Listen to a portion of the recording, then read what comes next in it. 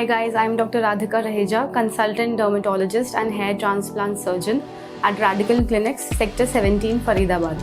So today I'll be discussing about the types of hair transplant surgery, कि उसका कैसे evolution हुआ है and किसके क्या advantages हैं and क्या disadvantages हैं, कौन सा preference किस person में देना चाहिए and all that.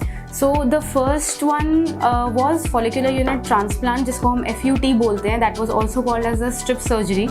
उसमें पीछे से ये सारी surgeries are divided on the basis of कि आप डोनर एरिया से कैसे बाल निकाल रहे हैं. सो पहले एक स्ट्रिप सर्जरी करते थे जिसमें पीछे से पूरी एक बड़ी सी स्ट्रिप निकाल लेते हैं एंड देन उसमें से उसको काट के इंडिविजुअल फॉलिकुलर यूनिट्स को सेपरेट किया जाता है.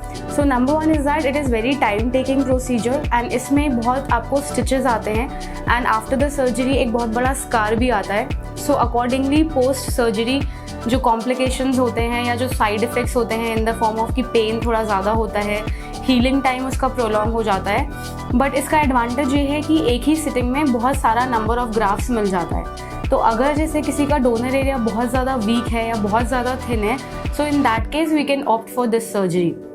So basically nowadays this is becoming obsolete, but it is only preserved for like grade 6 and grade 7, which is advanced grade of baldness.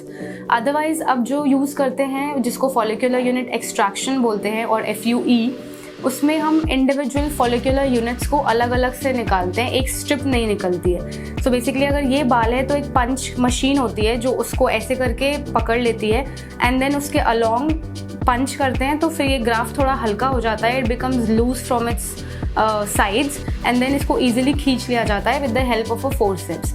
तो इसमें इंडिविजुअल यूनिट्स निकाली जाती है. तो पोस्ट सर्जरी इतना पेन नहीं होता, कोई स्टिचेस नहीं आते, कोई स्कार नहीं आता है एंड इसका हीलिंग टाइम भी जल्दी होता है. आपका डोनर एरिया 7 डेज़ में हील कर जाता है. तो आजकल जो मोस्ट ऑफ द सेंटर्स हैं वो इसी को यूज़ कर रहे हैं. बट अब इसका भी एक एडवांस टेक्निक आ गया है. इसमें जब हमने फॉलिकुलर यूनिट्स को निकाला था तो इसको बाहर पहले एक स्टेराइल नॉर्मल सलाइन मीडियम में स्टोर किया जाता है. देन आपके स्लिट्स बनाए जाते हैं, जो होल्स हैं जो आगे बनाए जाते हैं जहाँ पे बाल लगाने हैं, फिर वो बाल एक एक करके लगाए जाते हैं. अब इसका भी एक एडवांस्ड वर्जन आ गया है which is basically direct hair implantation और मॉडिफाइड FUE. इसी को डिफरेंट सेंटर्स ने अपना डिफरेंट नाम दे दिया है. It's this technique only, this is the most advanced version. तो इसमें हम पहले आपके होल्स बना दिए जाते हैं, देन आपको उल्टा लिटा के एक्सट्रैक्शन एंड इम्प्लांटेशन साइमल्टेनियसली चल रहा होता है.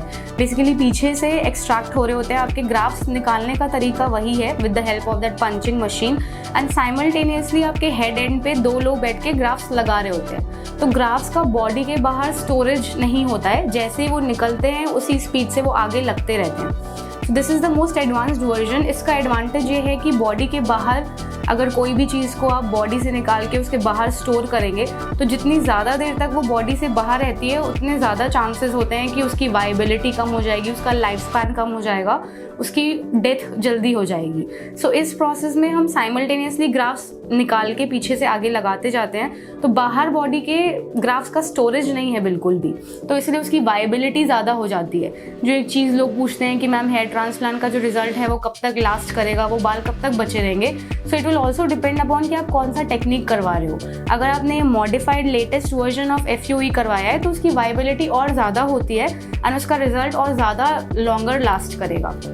आजकल रोबोटिक सर्जरीज भी लोग करते हैं फॉरेन में. पहले बीच में वो बहुत ट्रेंडिंग था बट वो इतना अच्छा नहीं है बिकॉज वो रोबोट ये क्लासीफाई नहीं कर पाता कि कौन से ग्राफ में रूट है, कौन से ग्राफ में नहीं रूट है, कितने ग्राफ में कितनी रूट्स हैं. वो सब हम लोग को एनालाइज करके and then only we place the grafts कि जो मल्टीपल जिसमें रूट्स हों वही वाले ग्राफ्ट हम लगाएं तो ऑब्वियसली आपको ज़्यादा डेंसिटी आएगी रादर देन सिंगल रूट वाले ग्राफ्स. तो ये सब वो रोबोट एनालाइज नहीं कर पाता है. That's why that surgery is also not very much trending and plus that is very costly also. So nowadays जो सबसे ज़्यादा एडवांस्ड एंड इफेक्टिव वर्जन है that is direct hair implantation.